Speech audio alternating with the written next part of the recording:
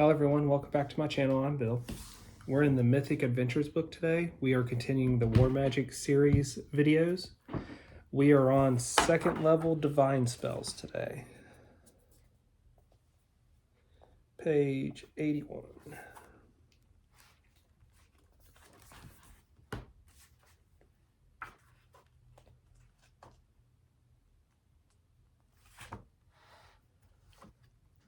We'll start with the Cleric list, and then after the Cleric list is done, we'll look at the Druid list to see what spells are different.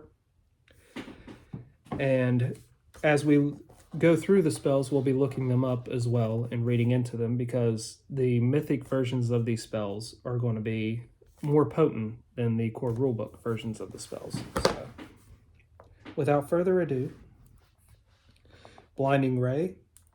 If you could put that on a one-use item, each enemy you could hit with that one-use item, like say sling bullets, arrowheads, crossbow bolts, each enemy you hit with them that would then have to make a save versus being blind would give you an advantage. You could then weaken an area of the enemy's forces and in a shield wall battle push through the weakened area.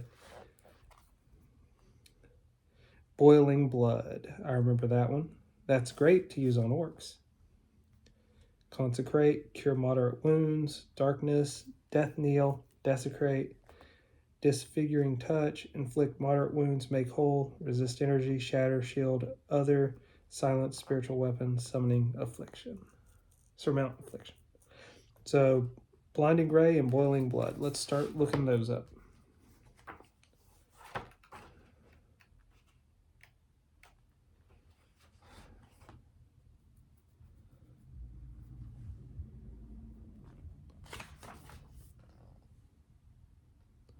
Blinding Ray. On a successful saving throw, the target is dazzled for 1 round. On a failed saving throw, the target is instead blinded for 1d4 rounds. A target with light blindness, light sensitivity, or any other vulnerability to light is instead blinded for 1d4 rounds on a successful saving throw, and permanently blinded on a failed saving throw. That can get very useful. Boiling Blood. A target that fails its save takes 1d3 points of fire damage per round. If the target is an orc subtype, it also gains fire resistance 5. Augmented. If you extend 2 uses of mythic power, you can affect allies as though they had the orc subtype. Ooh, that is awesome. Essentially, it also lets orcs rage, if I remember the original rules on Boiling Blood.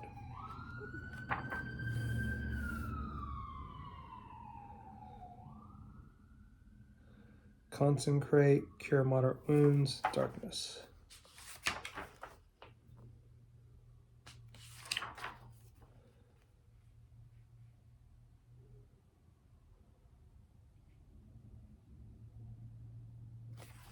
Select one alignment component that you have, chaotic, good, or lawful. The spell's penalty on attack rolls, damage rolls, and saves also affect outsiders with the opposite alignment subtype, as if they were undead. That is useful. If you're going to consecrate an area and you have that version, that would be useful.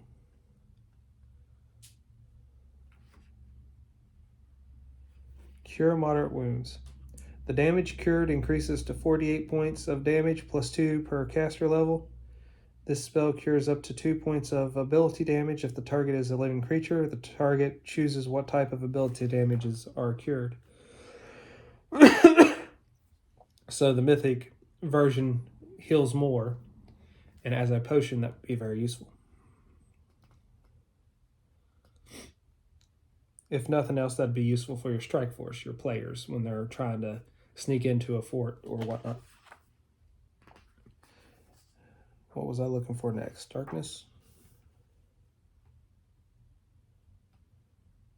Darkness, death kneel, desecrate.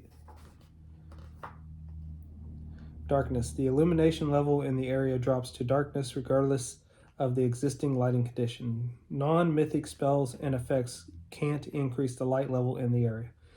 Creatures with dark vision and the power to see in the darkness have difficulty seeing through this darkness and can see as well as a human can in dim light. Creatures in the area of darkness take a -2 penalty on saves against fear. So that would be very good if you wanted to counter that up with a fear effect.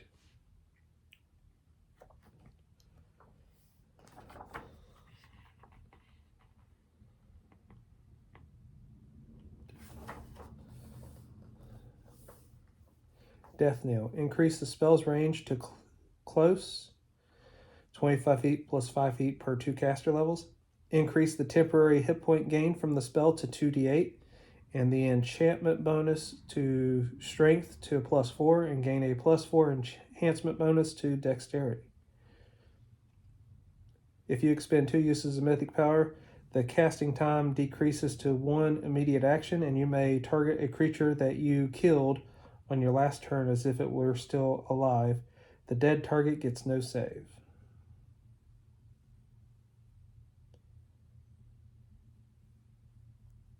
So you could target that creature to get the healing and the boost again. Gotcha. Or the healing and the boost the first time. Put that on some one-use items and put it like your second, third, or fourth row back in the shield wall. When they use that, it says it's 25 feet plus 5 feet per 2 caster levels. Say every other guy has a one-use item that can allow them to use a death knell. If enough damage has been done to the enemy to drop some enemies, but they want to make sure they're dead, they use the death knell. Then they get this surge of power, and when they join into the melee in full, they'd have that strength bonus and everything else going for them. Desecrate, disfiguring touch.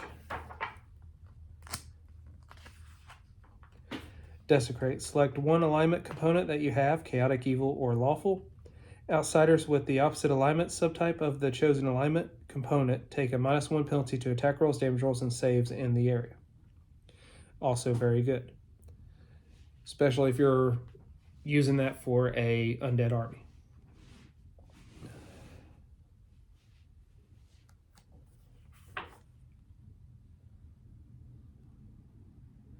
Disfiguring touch.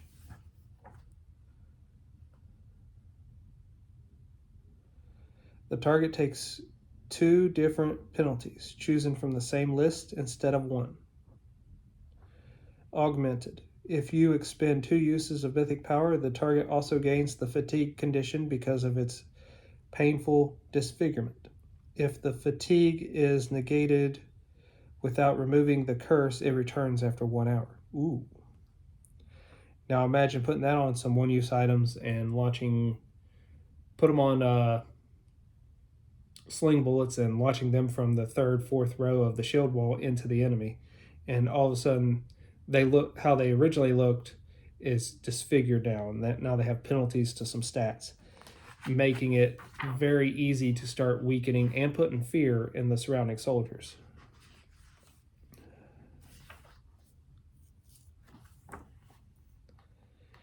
Inflict moderate wounds, then make whole.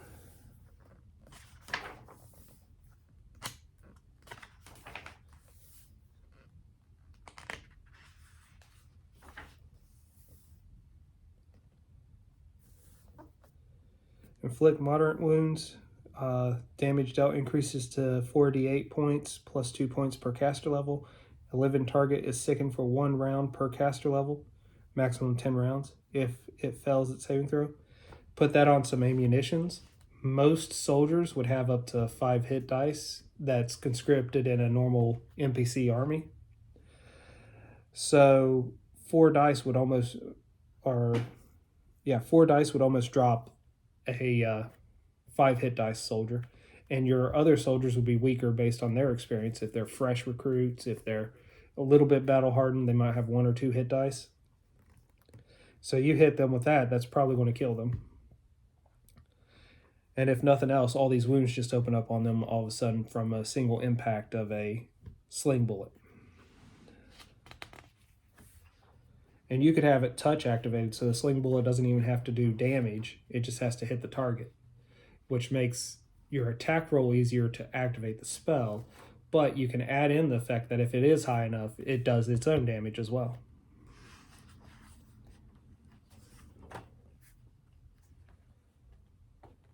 So make whole, resist energy, shatter.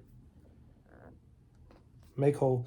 The damage the spell repairs increases to 2d6 points of damage per caster level when cast on a construct creature, maximum 10d6.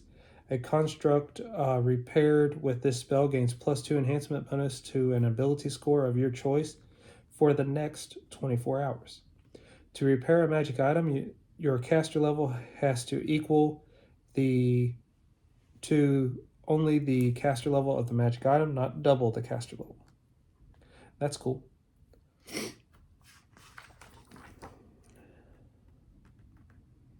Resist energy, shatter, shield other.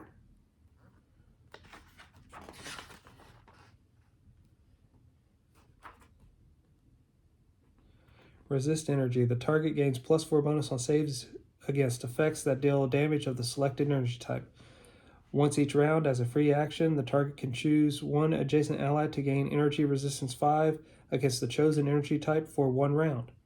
This increases to energy resistance 10 at caster level 7 and energy resistance 15 at caster level 11. So, compared to the non-mythic one, it's pretty good. But unless you know a lot of fires thrown around, a lot of ice or lightning's being thrown around, it wouldn't be great, but I could still give that as like one use item that would last for, say, an hour in a battle.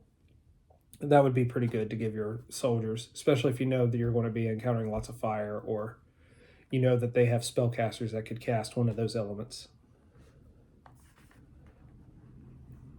So shatter, shield other, shatter. Add your tier to your caster level when determining the maximum object weight you can affect. When targeting a crystalline creature, the spell's damage increases to 1d8 points of sonic damage per caster level, maximum 10d8.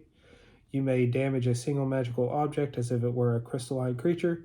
If the spell destroys an object or damages a crystalline creature, broken shards litter the spell's area or creature's space and act as caltrops. That's pretty cool.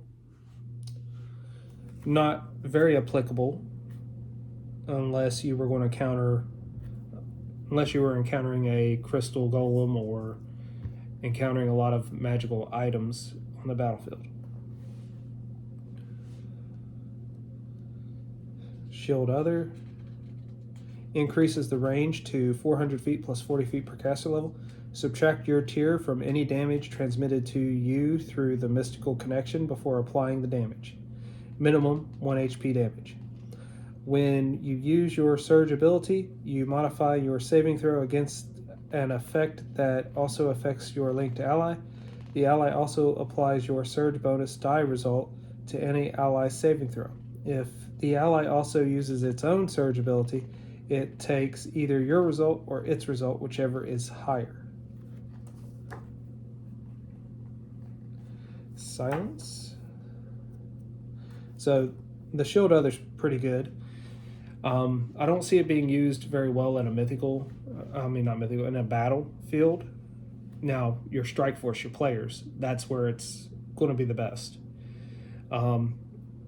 Cast that on your big fighter with armor, cast that on your barbarian. And then now that you would get, in this version, get damage reduction equal to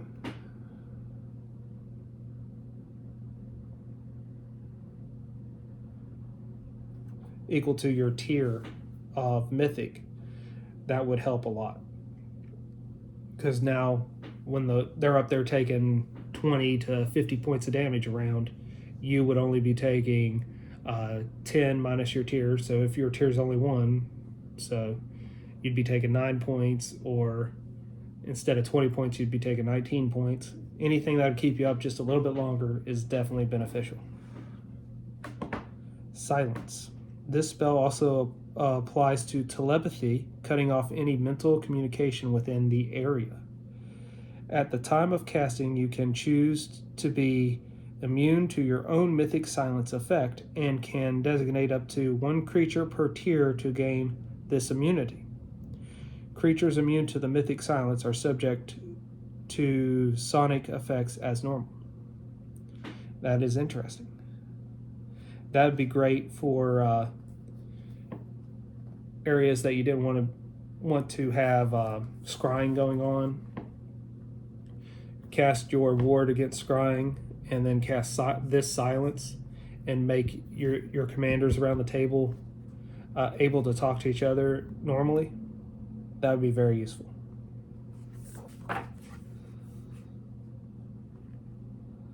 Spiritual weapon and surmount affliction. Spiritual weapon. The weapon gains your choice of one of the following magic weapon special properties: flaming, frost, keen, merciful, shock, or thundering. Before or after the weapon attempts all of its attacks for the round, you can redirect it to a different target as a swift action instead of a move action. That would be useful. Now, if you could give the control to individuals with one-use items, say they have symbols of the deity on them, they take the symbol and say the command word, and they each get spiritual weapons. Even if it's not this version, but this version would be very useful. They can then direct spiritual weapons to fight in as well. And say this is the second or third row behind the first row in the shield wall. All of a sudden, these spiritual weapons pop up and start stabbing at the enemy. Now you have twice as many attacks hitting. You're going to weaken a side faster. Even if you only had like a handful of guys have it, you'll weaken that section that uses that faster than anything else.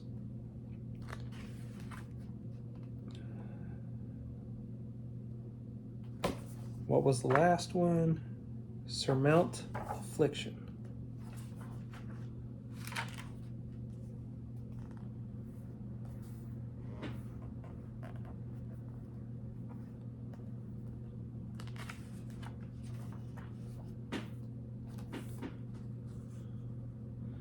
You can cast a spell with no verbal or somatic components, and even if you're helpless, but not unconscious.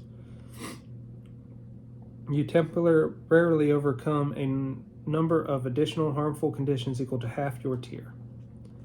Augmented 7. If you expend 3 uses of mythic power, you become immune to all afflictions the spell can normally overcome. In addition, you overcome, but do not become immune to, one of the following conditions: exhausted, nauseated, panicked, petrified, staggered, and stunned. That could be useful, but it's not going to be like battle-changing useful. Not unless your military's struck by a lot of afflictions all at once. Now, it would be very useful against a panicked army or an exhausted army. Second level druid spells.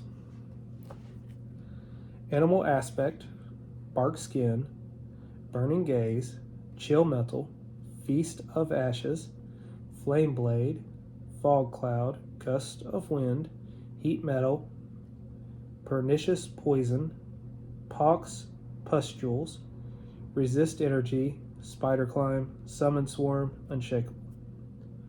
So out of all those, I think Resist Energy is the only one that is from the Cleric. So let's look. Animal Aspect. If I remember correctly, Animal Aspect's not going to be beneficial to the whole army. You gain low light vision, a +2 size bonus to the physical ability score of your choice, and a +1 enhancement bonus to your natural armor. Alternatively, you may cast the non-mythic form of this spell on a touched, willing creature. So it's not going to be great. Bark Skin. Bark Skin. The target gains DR/magic equal to double the enhancement bonus the spell provides to the target's natural armor bonus. Augmented 6. If you expend 2 uses of mythic power, the spell grants DR epic rather than DR magic. That can be very useful because most soldiers aren't going to be equipped with magical weapons. And if you put that as one-use items that they could activate, all of a sudden they now have DR, so they're taking a lot less damage from hits. That can get very intimidating.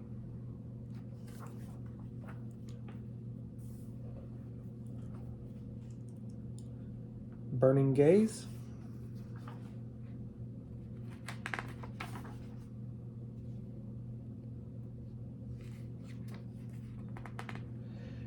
You may focus your burning gaze on a creature or object as a move action instead of as a standard action. The target takes 1d8 points of fire damage for failing its save, and for each round it's on fire.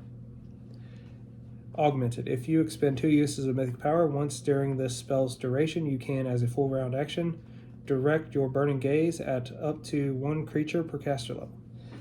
Give that to a group of soldiers and give them as 1-use items. They can use that and start burning a hole into the enemy's line. That would be very useful. Chill Metal.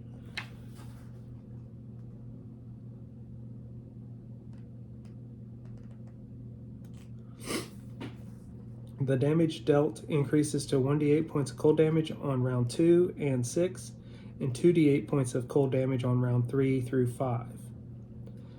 Each round the creature takes cold damage from its spell. It also takes 1 point of dexterity damage. Heat Metal and Chill Metal should be put onto ranged weapons as 1-use touch effects. Put it on Sling Stones for nothing better than it. I like the idea of the melee guys in the back ranks having slings to use while the first 2 rows are fighting with the spears and the shields. And then you'd have your own archer corps separate to that. But charge them with attacking members that are wearing metallic armor with heat metal or chill metal, and watch as the rounds progress in the combat, watch them start taking all this damage. And if they're the weaker version of the soldiers, the ones that don't have the 5 hit dice, then they'll be taken out within like 2 to 4 rounds. Especially this version that does a lot more damage.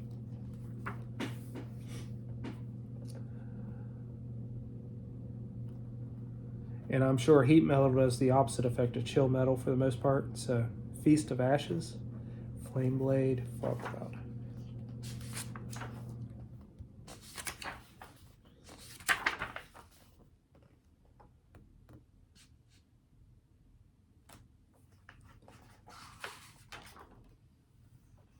Feast of Ashes. On a failed save, the target immediately takes 1d6 points of non-lethal damage per tier.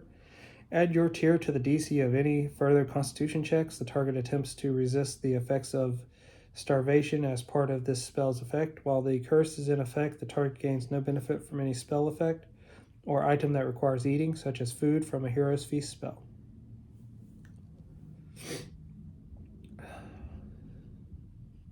That'd be great as a curse effect to have on your enemy if you could sneak into their camp or meet them before the battle and get it to where they're not getting the nourishment from the food because of that curse. That would be very beneficial. Outside of that, I don't see it really helping unless you were in the siege situation. Then the more of the soldiers you affect with that in the siege, the more their morale will go down as their health goes down. Let's see.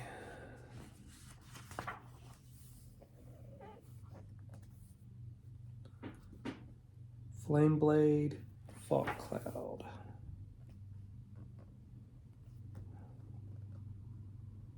Flame Blade. The blade's damage increases to 2d6 points of damage plus 1 point per caster level. The blade threatens a critical hit on a natural 18 through 20 as if it were an actual scimitar. Augmented. Third. If you expend 2 uses of mythic power, the blade threatens a critical hit on a natural 15 through 20 and bypasses hardness, fire resistance, and fire immunity. That's awesome. Since it's a touch effect, the fire blade normally, it'd be very useful to give that to a few of your soldiers. That they pull out this like tiny little, I don't know, wooden scimitar about the size of a pin, and then they say the word and this actual flaming scimitar appears, and then they can attack with it for so many rounds as touch attacks.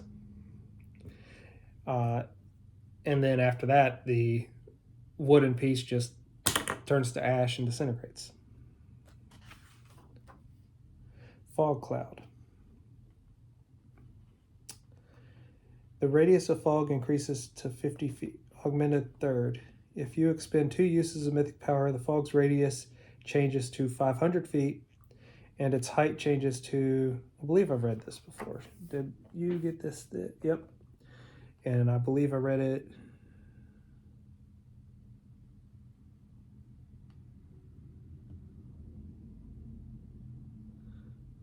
I was thinking I read this before.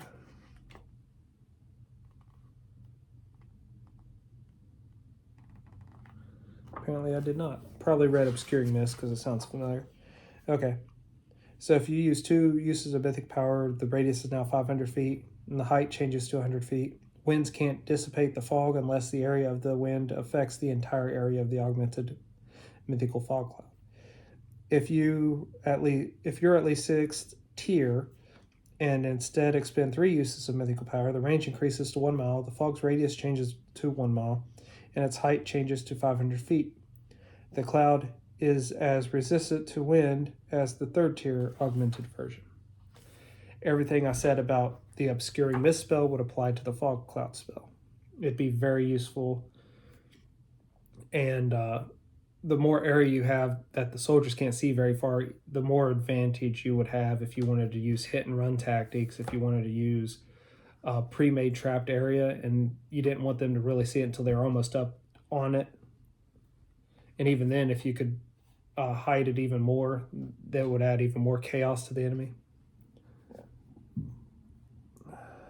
Gust of Wind, Heat Metal, Pernicious Poison, Pox Pustules, Resist Energy, Spider Climb, Summon Swarm, Unshakable. Spider Climb would be great to give your military.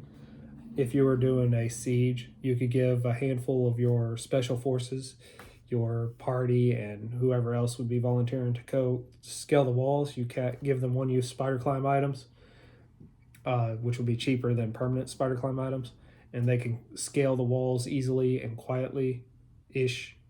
And once they're over the top, they're now in.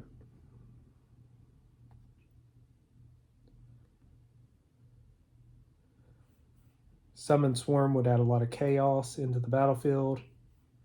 Unshakable Chill.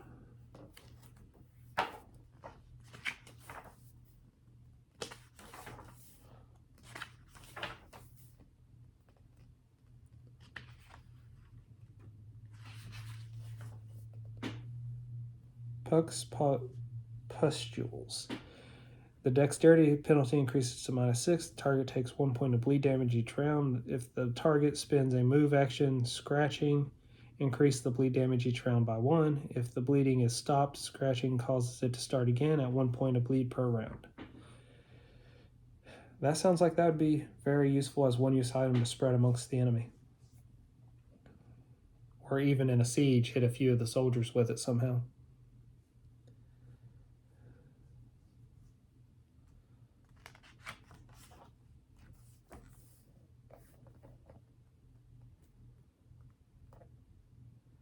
Summon Swarm and Unshakable Chill.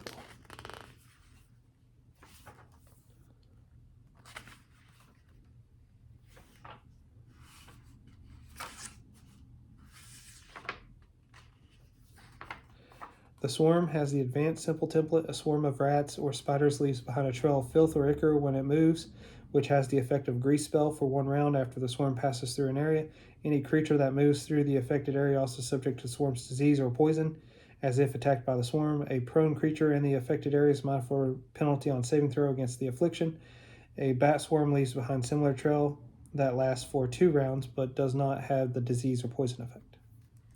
That would be very useful. Just the chaos of a summon swarm in the ranks of the enemy forces would be very useful. And then what was the last one? Unshakable Chill. I don't remember that spell. On a failed save, the target immediately takes 1d6 points of non-lethal cold damage per tier. Add your tier to the DC of any other fortitude saves. The target attempts to resist severe cold as part of the spell's effect. The target also takes a -4 penalty on saves against spells or effects with the cold descriptor. Augmented 5th, if you expend 2 uses of mythic power, the target gains vulnerability to fire. Interesting. I don't see this being overly useful, but put it on some 1-use items, hit some enemies with it, and they'll take cold damage. I can see that doing something. I just don't see it as like really a game changer. And that'll end the divine second level spells from the Mythic Adventures. Next video in this series will be the Arcane. So we'll jump into the Arcane probably next week. Well, until we all game again, guys,